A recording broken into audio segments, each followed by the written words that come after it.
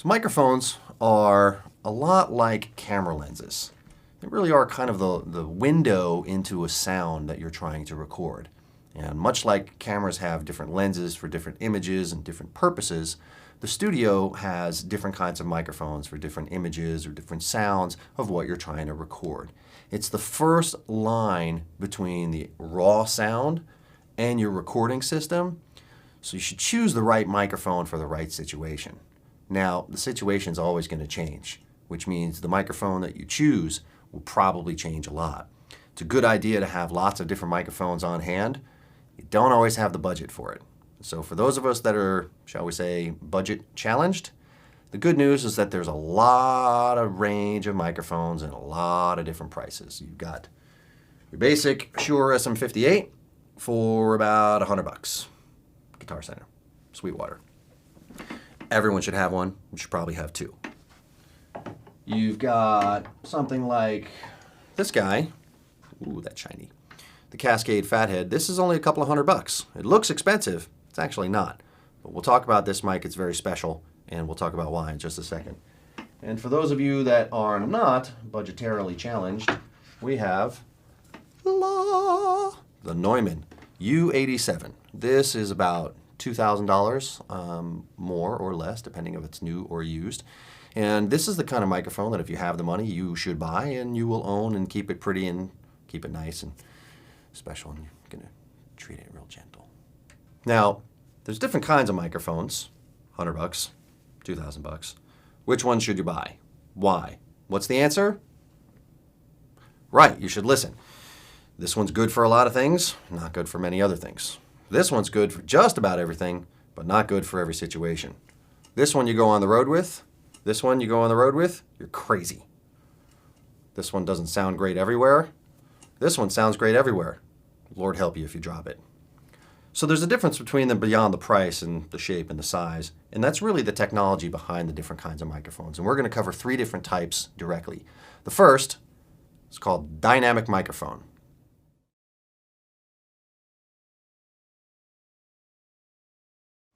The dynamic microphone is the most popular mic you're going to see. Just about everybody has them. They're really affordable. They're really rugged. This here SM58 you could drop on the floor. It's going to work just fine. You're going to find it just about every rock and roll club in the world, just about every stage in the world, every podium in the world, because it's rugged, it sounds good, it always works. Just for the record, this particular one, the Shure SM58, is the official microphone of the United States of America president. Every president since Lyndon Johnson, when was he president? Right. Every president since Lyndon Johnson has spoken through an SM58. It's $100. You too can sound like the president for only $100. The dynamic microphone, of which this is a good representative, works exactly like a speaker. In fact, it's the exact opposite of a speaker. If you've ever taken a speaker apart, you know that there is a voice coil, you know that there's a driver, you know that there's a magnet, and you know that the electricity hits the magnet and basically pushes the speaker through the voice coil and the sound comes out. Well, this is the exact opposite. In fact, if you wired a speaker backwards and yelled into it real loud, you'd have a big, expensive microphone. A dynamic microphone works through an electrical process called inductance. Basically, what happens is you have a magnet or a magnetic field, and you have a wire wrapped around the magnet, and you move something in and out of the magnetic field. On one side of the magnet is the positive, on the other side of the magnet is the negative, and as you move in and out, you move this voice coil in and out of the magnetic field, electricity is produced. It's a similar process to the way an engine turbine works. It's a similar process to the way we create electricity through dams. As the water flows, it spins the thing through a magnetic field, and then electricity is produced. Well, it's the same thing here.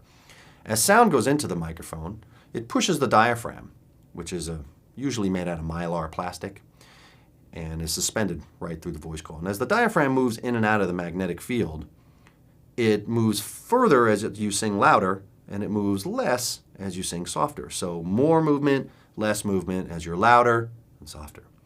More movement creates more electricity, less movement creates less electricity. The electricity runs down the wire, goes to a preamp, goes into your system, and comes out looking like a sound wave.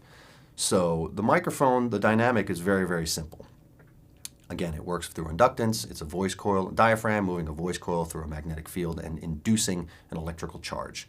The electrical charge gets bigger and smaller as the sound gets louder and softer, and all the frequencies are contained therein. That's the dynamic microphone in a nutshell.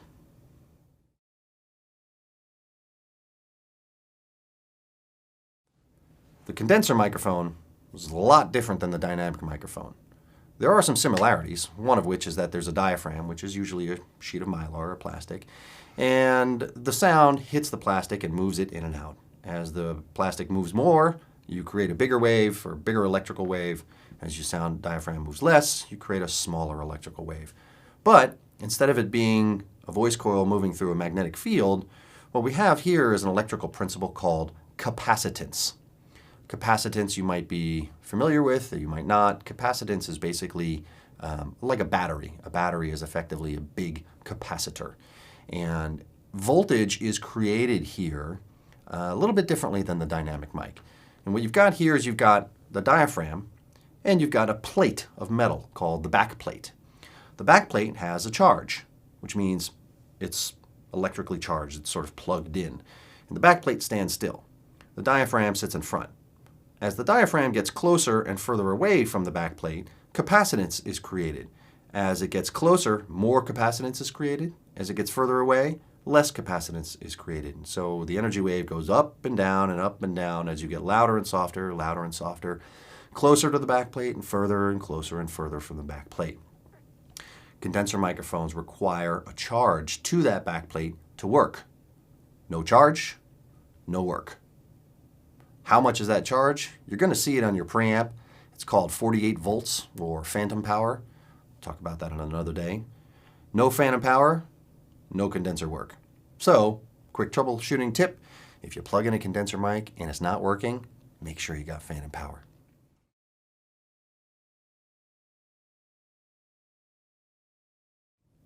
Last on our list today is the ribbon microphone.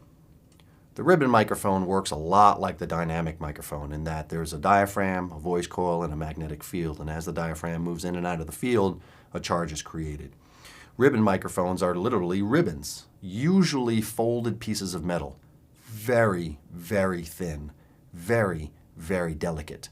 They break very easily. So I would probably not use a ribbon microphone on very loud sounds. You kind of don't want to go out on the road with this unless you're going to handle it very gently. And in general, do not send phantom power to your ribbon mic. 9 out of 10 times, well these days, 8 out of 10 times, you'll probably break the mic. Some ribbon mics, like this guy, Cascade Fathead too, this guy happens to be phantom power safe. So if you screw up and you forgot to unplug or you forgot to turn off phantom power and you plugged it in, you're going to be okay. But not a good idea.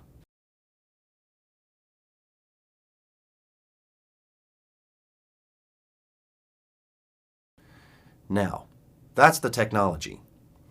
Difference in sound quality is fairly subjective, but it's fair to say the dynamic microphone, strangely enough, is not very dynamic, which means you've got to sing into it or get sound into it very, very loud in order for it to behave very well. It likes loud sounds. Doesn't really like soft, delicate sounds. Not new age. This is rock and roll. You want this to be loud. You'll shove this in front of a guitar stack.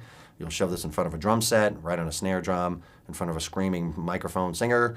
This is your guy. Okay, so it likes loud sounds, not very dynamic. Real good in the low mids, real good in the mids, not so good in the high frequency. Part of the reason why it's so rugged is the diaphragm tends to be a little thicker, and as such, it tends not to react so well to high-frequency sounds. The condenser mic is very dynamic. Does very, very well with high sounds, with loud sounds, with low sounds, with quiet sounds. Much better range of frequency, much better range of volume differences. Again, it does need phantom power. It's not really great for everything. Some of these condenser microphones can be extremely high SPL, meaning they can handle a jet engine at takeoff. Most of them don't like it super loud, so you're going to want to use something like this for mid-range or mid-volume instruments. Very, very good for vocals, good for piano, acoustic guitar, some electric guitars. Not amazing on super blaring loud stuff, but If the mic will take it, odds are it's going to sound good. The ribbon mic, very delicate. Handle with kid gloves. Soft sounds, nothing super loud. Don't put it on a kick drum. It's going to distort. You're not going to get it quiet enough. But ribbon sounds tend to be old, warm, a little fuzzy, a little dark. Very, very good for intimate, jazzy sounds, acoustic bass, warm pianos, electric guitars, really sharp, bright, heavy rocking electric guitars. This has a really good effect of mellowing some of the bite on the top end and really beefing up some of the low mids. So a ribbon can be good. So what's the point of all of this?